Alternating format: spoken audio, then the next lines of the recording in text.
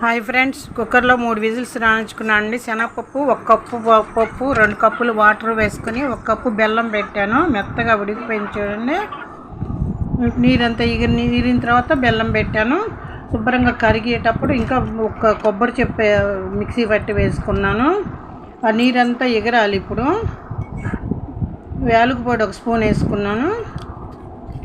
ఇది ఒక 2 గ్లాసులు బియ్యం, 1 గ్లాస్ మినపప్పు గ్రైండర్ వేసుకున్నాను. ఎక్కువ క్వాంటిటీ కనుక మిక్సీ వేసుకోవాలంటే 1 గ్లాసున్నర పప్పు, 1 గ్లాసు బియ్యం వేస్తే అప్పటికప్పుడు వేసుకోవటానికి పనికి వస్తుందండి మిక్సీ పిండి అయితే.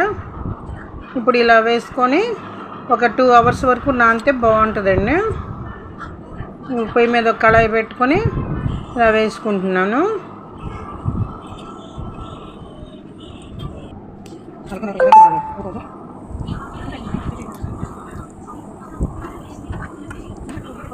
కొబ్బరి వేసుకొని చాలా బాగుంటాయండి. పచ్చి కొబ్బరి వేసుకున్నాను.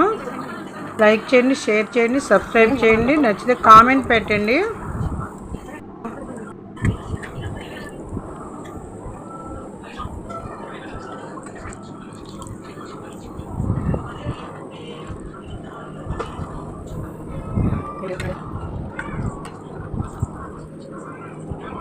రెడీ అండి పూర్ణాలు.